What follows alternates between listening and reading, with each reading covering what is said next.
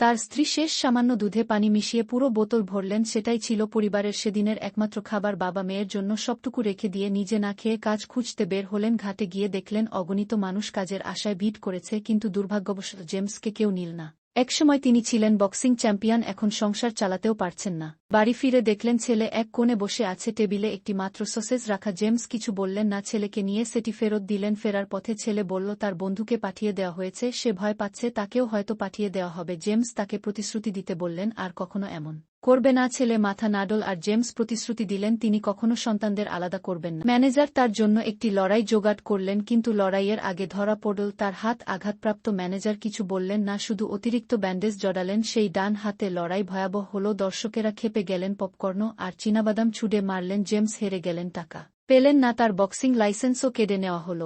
আয়ের রাস্তা বন্ধ। স্ত্রী প্রস্তাব দিলেন সন্তানদের আত্মীয়দের কাছে পাঠিয়ে দেওয়ার, কিন্তু জেমস অস্বীকার করলেন। তিনি তো প্রতিশ্রুতি দিয়েছেন পরিবারকে আলাদা করবেন না। তিনি জুতার রং নিয়ে এলেন, স্ত্রীকে বললেন প্লাস্টার কালো করে দিতে, যেন ঘাটে কাজ খুঁজতে পারেন। কিন্তু আয় তাও যথেষ্ট হল না, বিদ্যুতের বিল দেওয়া গেল না, বাচ্চারা অসুস্থ হল। শেষ পর্যন্ত স্ত্রী সন্তানদের পাঠিয়ে দিলেন। জেমস ফিরে এসে প্রচণ্ড ঝগড়া করলেন, তারপর বাড়ি ছেড়ে বেরিয়ে গেলেন। শেষ অহংকার ত্যাগ করে গেলেন সাহায্য কেন্দ্রে। $19 পেলেন, তাড়াহুড়ো করে ছুটলেন বক্সিং কমিশনে, মাথা নিচু করে সাহায্য চাইলেন। কেউ দিল, কেউ উপহাস করল, সব সহ্য করে তিনি পৌঁছালেন ম্যানেজারের কাছে।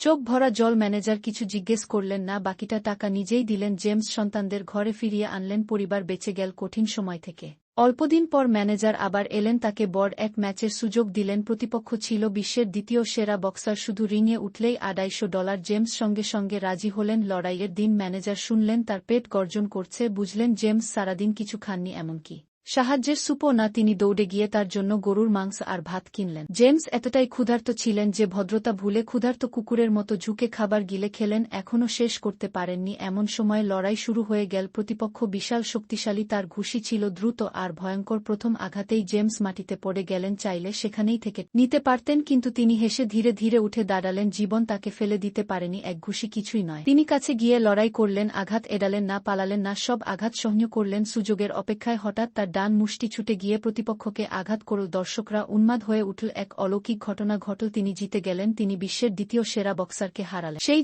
রাতারাতি তাকে বিখ্যাত করল। ম্যাচ শেষে তিনি অবশেষে গরুর মাংস আর ভাতের বাটি শেষ করে বাড়ি ফিরে তিনি ভান করলেন হতাশার। স্ত্রী তাকে সান্ত্বনা দিতে এগিয়ে এলেন, তখনই তিনি বললেন আমি জিতেছি। তারপর তারা সকলে খুশি হয়ে উদযাপন করতে লাগল।